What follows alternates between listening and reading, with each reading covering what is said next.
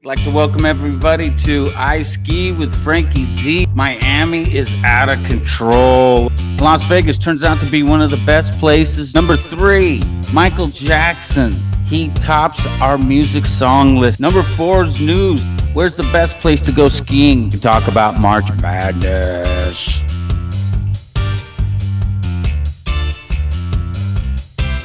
At the end of your life, I guarantee you won't be thinking about the times you played it safe. Okay, we're going live. Now we're live. I'd like to welcome everybody to I Ski with Frankie Z. Welcome. Today's show, Miami is out of control over spring break. And Las Vegas turns out to be one of the best places to turn out before spring break. Number 3, Michael Jackson. He tops our music song list today. Number 4 is news. Where's the best place to go skiing? There's the big snow still to come. And we talk about March Madness. That's right. Thanks again. Welcome to the show. Let's get right into this. Miami. The place is just insane. They can't take care of the streets. They're just overran by all these spring breakers. Can you say? You can't blame these kids. They got cooped up for a year and then they were able to go somewhere and they can't figure out why they're just like out of control. I don't know. Probably just blowing off a little steam, you know? Like, I think that's been going on for a while for spring breakers, but I guess this year's a little different. It's a little more intense, a little more violent. What can you say? I didn't recommend Miami for spring break, but some people went down there and they probably had a good time too. Hey, that's awesome. Like, I wish you all the best. Keep up the good work. But my advice is stay away from the Art Deco district down there in Miami Beach. That's just what I'm saying. Maybe go to Fort Lauderdale. I hear the sun's even better over there. Moving on, Las Vegas. So I tried to tell everybody, hey, this is what I recommend, and I still do. You go to Las Vegas, you get yourself one of these rooms. Oh, they're so nice. I love staying in Las Vegas. They're right there on the Strip. So if you say, hey, I'd like to stay at Mandalay Bay, I want to hit the Luxor, Caesar's Palace, I want to go to the Bellagio. There's rooms are fabulous. Speaking of the Bellagio, I know that name doesn't pop up nearly as often as some of the others on the Strip, but the Bellagio has this beautiful atrium, and it's set up right now with the spring flowers. So if you're in Las Vegas, I recommend that you go into the atrium to see the seasonal setup that they have. They've got a beautiful little spot that you can have lunch right next to it there. I recommend they have that you spend some time and maybe just have lunch off of the atrium and enjoy it that way. But if you don't want to eat at the Bellagio's restaurant right there on the atrium's footsteps, you can walk through there. There's a place for the public to view it without imposing on the restaurant. So just a little tip, Las Vegas tip. Some people don't like to walk around and check out the sights. Some people like to just go in and start hammering coins into the machines. This isn't that kind of thing. The Bellagio is very classy. It's very uptown, and it would be a place you should go have tea in the afternoon if that was your kind of thing. For example, they have a beautiful tea room that looks over the water. Check it out. There's a lot going on. So, but back to Las Vegas. Let's get back into the Las Vegas scene. I mean, just look at some of the headlines that are coming out of here. It says that Nevada COVID testing restrictions ease up at the casinos and restaurants. Photos of everyone having fun on the Las Vegas Strip. Casino. Big jackpot paid out on the Strip.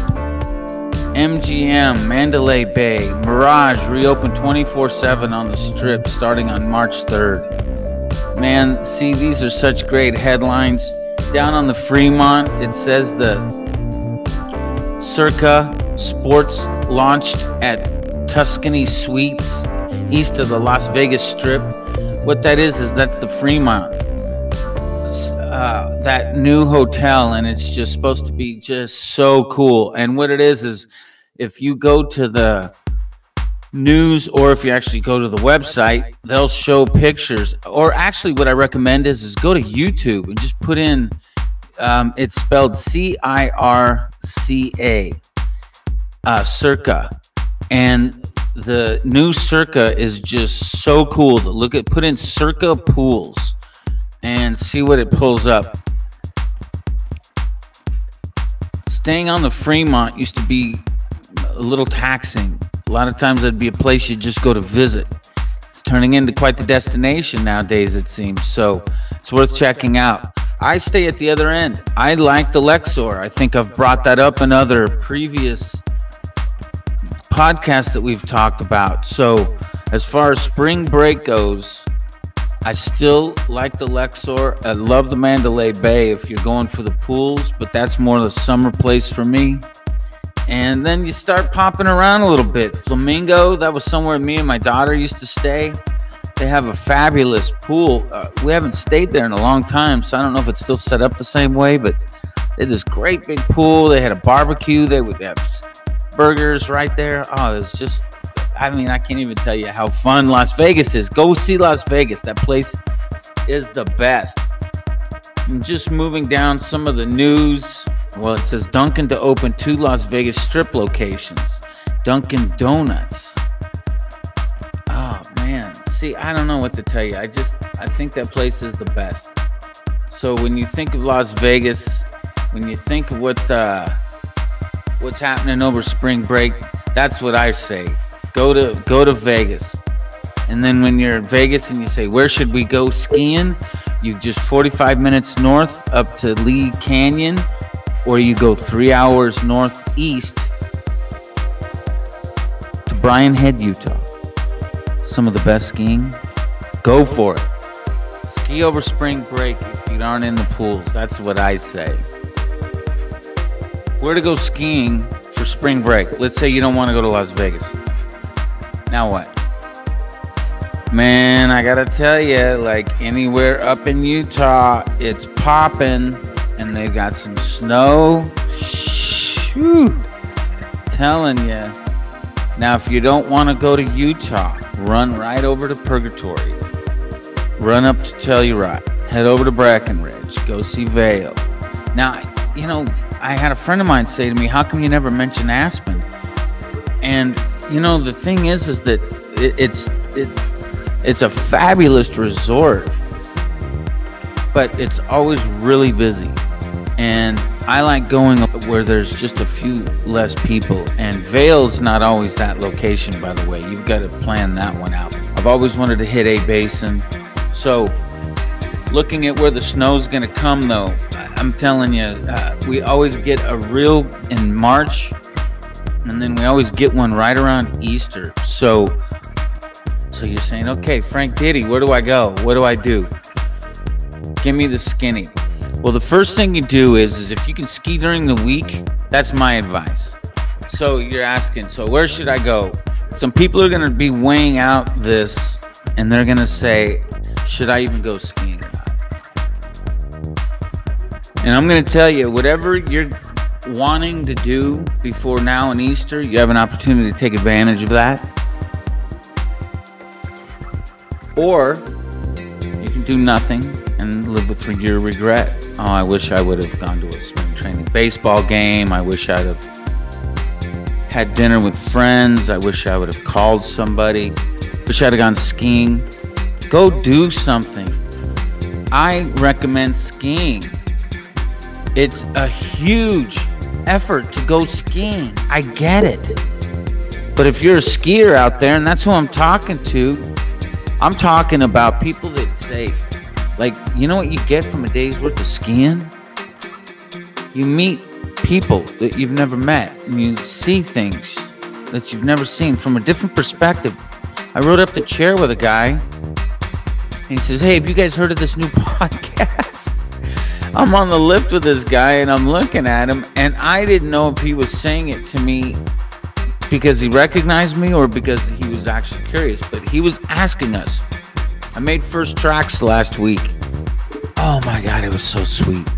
Anyway, this guy was asking us if we had heard of this podcast. And I go, how about you? He goes, nah, I haven't listened to them, but I don't think they're any good. And I thought, so some people go through life with a cynicism, maybe because they just know everything, or maybe it's just because they don't know everything. And it's their way of coping with that. So I say, let it go. If you don't know something, you don't know something. And if you do, you do. But don't judge a book by its cover, I guess is the point. And that was never more illustrated than in that example. And he was this older cat. He says, yeah, I like to get up. I like to make 8 runs a day. I get up for first tracks and I'm gone by noon. And I'm thinking, this guy, he must ski the mountain pretty strong, to make... That's 9, 10, 11, 12, 3 hours, and he's hitting 8 runs. Wow, that he's not resting much. And he looked a little old. I thought maybe he might want to take a rest every now and again and give that poor heart of his, that cynical heart of his, a little rest and relaxation. He comes up to the hill with this grudge and a chip on his shoulder. You're like... And we're all just trying to enjoy it out here. But, some people come up there and that's the way they blow off steam. And you have to remember that. So you can't take it personal. You can't be like, oh, yeah, man, whatever he said about podcasts or whatever. But no, not even that. Let's just say that he was having a conversation about the roads or the conditions or the weather or anything else. And if he was snide or if he was condescending, you just have to learn to let those things go, especially when you're on the lift. There's nowhere to go and you can't do anything about it. You roll off your shoulders or not pay attention or whatever, it helps. Another little ski tip for you. Back to riding up the hill and going skiing. So try out during the week if you can go, but if you're going to go on weekends, a lot of these great ski resorts are still going to be open all through Colorado, all through Utah.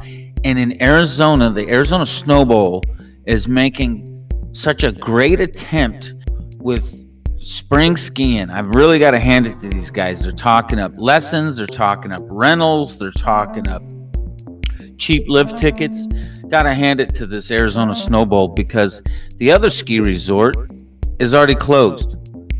Before March Madness, before spring break starts, Sunrise Ski Resort closed. It just blows my mind. Maybe they don't have snow. I don't think that's the situation, but maybe there's something I don't know about that, and maybe it's just the operation's too expensive. But it's always indicative of how they seem to operate things over there. Everything seems to be at about 80%. And I hate to put them down, but you either got to give yourself an honest evaluation about things or not. And who I've seen really making a strong effort moving forward has been the Arizona Snow Bowl. More importantly is I just look for what they provide as somebody that says, hey, come on up and ski on my mountain. So Sunrise already closed. Snow Bowl running discounts on rentals, lessons, and lift tickets. One's proactive. I'm just saying that they opened late and they closed early. I know that in the restaurant business and bar business that just sucks. And in the ski business, I bet it does too. I don't know. I'm just glad Snow Bowl's still open. What else do we got cooking here? Live with no regret. Live with no regret. Live with no regret. Say, how do I live without regret? Is there anything that's not done? Anything I want to do? Is there my bucket list? Is there a bucket list? Do you have one? Are you cooking one up? What's going on with you personally? March Madness. Who's going insane about this? Come on, tell me who loves the March Madness. If it doesn't do anything, it's a trigger for spring. When you turn on the television and there's college basketball coming out the wazoo, it's spring. It's just like if you start smelling those orange blossoms and Sweet mother of Jesus, is that just the greatest thing in the world when you come to Phoenix, Arizona, Scottsdale, Mesa, and you smell those beautiful orange blossoms? Pow! I don't know what else to tell you. That just is the best. And it says, springtime skiing is here. Get your gear, let's go. Oh my God, I love March Madness. I want to bust right in to the music. Is everybody ready for this? Okay. We've got a Michael Jackson song. We're so excited. I bought an album and I started playing it. I'm not going to tell you which one it is because I don't want to give away all the songs already, but all I can tell you is that when I'm skiing and I'm listening to MJ, it's rocking. I want to give a quick shout out to YouTube. We've been broadcasting on YouTube. We've been broadcasting on Anchor, Apple Podcast, Spotify, Breaker, Radio Public, Overcast, Pocket Cast, Castbox, and Google Podcasts. We just wanted to send a shout out to all you guys and tell you thank you. We appreciate being part of your platforms. The courtesy is fantastic. You guys handle things well. Things get loaded right up on all of these all the time. I'm really impressed. It's really fantastic. So I just wanted to give a shout out and say thanks to all those people. Getting back to the song list. Number 5. We've got Usher hitting the top 5 today. Number 5 is Usher, Caught Up. When you put this song on, it's about this dude that's just all into his girl. And this particular song list is one you would listen to if you want to ski fast. I should have mentioned that at the beginning. Song list, title, Michael Jackson, I ski with Frankie Z, hashtag ski fast. All right. Or in some other order, you know. If you get the hashtag things, you know what I'm talking about. Just do it right. Okay. So, Caught Up by Usher, number 5. Number 4. Now, this one's funny because this song by a group called Faith No More is called Epic.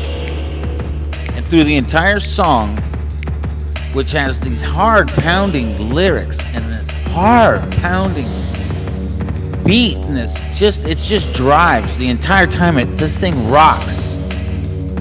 You want it all, but you can't have it. What is it? I said, what is it? What is it? So he goes in to explain what is it. And it's so funny because the Mike Patton joined the band in '89 and he brought the song with him, and he's like, hey, I've been working on this crazy hit and I want to talk to you about it. Check it out, check it out. I'm sure everybody was scratching their head and they're like, dude, through this whole song, Epic is never even mentioned. Like, that have to do with it.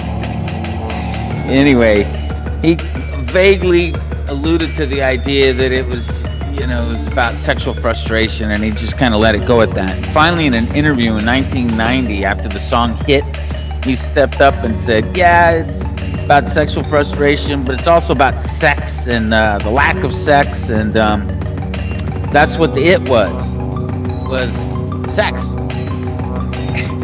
And I think the reporter, as well as everybody else, was just scratching their head going, okay, I guess that's what that song means. So that tops at number 4, but it's a power-driving, great song, man. Put that on the list and go on the hill with it. That's what I'm telling you to do. If you're a beginner, intermediate, if you're an expert, this is the music you need to be putting in your head. Oh my God, if you're up there singing to the Eagles, Take It Easy, and when you're skiing, nah, then we're not skiing like you should be. Okay, I'm trying to school you here. I keep telling you, I'm handing you pearls. You don't want to pick them up, put them on. Don't. It's okay. The rest of us are skiing with those pearls on, and we're the ones smiling and happy, and our kids are over here, and they're happy because they went to ski lessons. You taught your kid how to ski, or tried to, making it hard on them. Oh my God, kids have it hard enough anyway with you barking at them. Get on the boots, here's your poles, where's your skis? Did you get warm enough? Did you drink enough coffee? You have to go to the bathroom? Like, I mean, I can imagine what it was like. My parents were like that. My parents were pretty chill. They would just always say, make sure you use the restroom before we leave. When we get on the road, like, sometimes it's tough to pull over. So don't make it hard on yourself. That just meant, you know, take care of your business. Prepare, plan your work, and work your plan. And so that started young. Gotta hand it to good parenting for that. So, moving down the song list here, I know that some people were like, okay, so he just said now, Usher's number 5, Caught Up, and then Faith No More, Epic. What could possibly be number 3? All right, like I said, this is what we're listening to on the slopes. Little John pipes in at number 3 with Shots. Shots, shots, shots, shots, shots, shots. Shots! Okay, well, anyway, you know the song. And if I'm not talking spring break music here, you know what I'm talking about here. The Michael Jackson list. This one's the Michael Jackson list. So here's what we got. Moving in at number 2. Something a little more current, something a little more recent. By our boy Chris Brown. Run It. Oh my gosh. If you put this song on,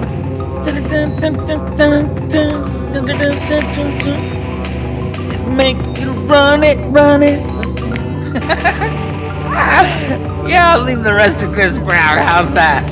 I love that song so much. I'm singing it and he's playing. I mean, it works. I don't know why that isn't working when I'm trying to do it right now. But if you man on the floor,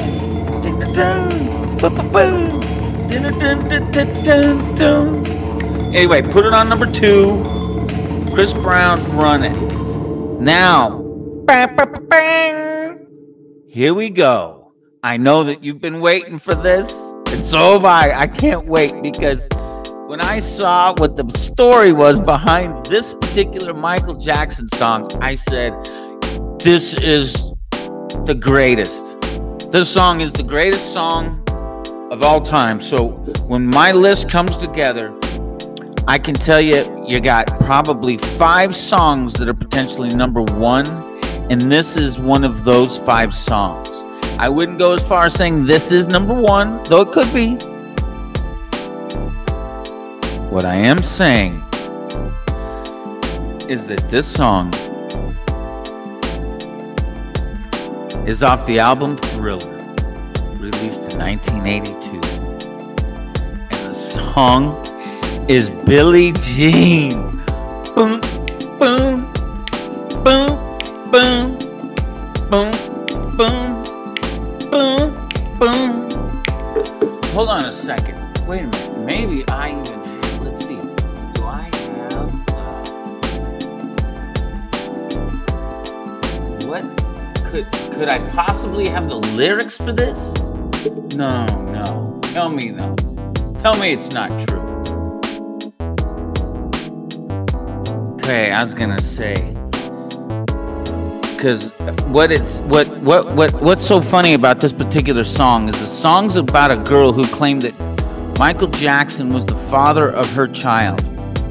Jackson based this song on a woman who used to stalk him, writing him letters about a son she thought was his. Jackson rarely spoke about this woman, but he had a very hard time dealing with this unwanted attention and became more and more reclusive as a result of it. The song was a way of expressing his feelings without addressing her directly. While Jackson didn't give many details about the real Billie Jean, his producer Quincy Jones, now listen to this, this is hilarious. Quincy Jones said that Jackson found the woman one day lounging by his swimming pool with a bathing suit on and sunglasses. And according to Jones, she accused Jackson of being the father of one of her twins, which Quincy Jones thought was pretty funny all in itself. So, looking at that song by Michael Jackson, it just cracks me up because sometimes that's how you deal with things, and you're able to get, lemonade out of lemons. He's getting handed these lemons. This crazy woman's accusing him of all kinds of things, and he has to respond in some way, and sometimes not responding at all still needs an outlet. And luckily for us, it produced the song Billie Jean. Now, another little fun fact about Billie Jean. In the autobiography Moonwalk, Michael Jackson said that Quincy Jones wanted to change the title of the song to Not My Lover. Whoa. Yo, that's what I said. WTF? Explanation point, okay? Because he thought it would be confused with tennis star Billie Jean King.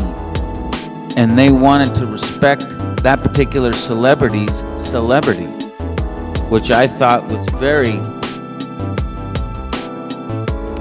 very cool on both of their parts, actually. So, there's the list.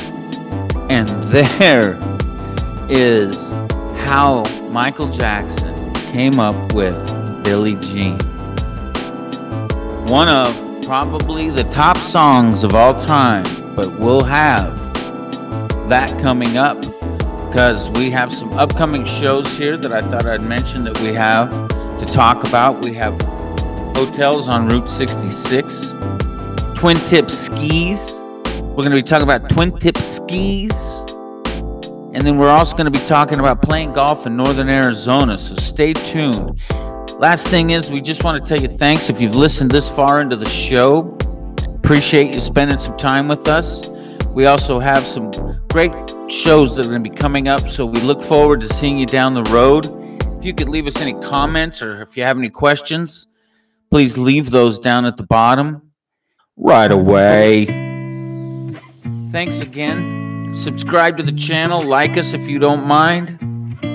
Thanks again to Apple Podcasts, YouTube, Anchor, and Spotify. All right, my peace people, we're out. And thanks again. We'll see you real soon. Oh, man, I love this. I love this. That's it for now. Peace.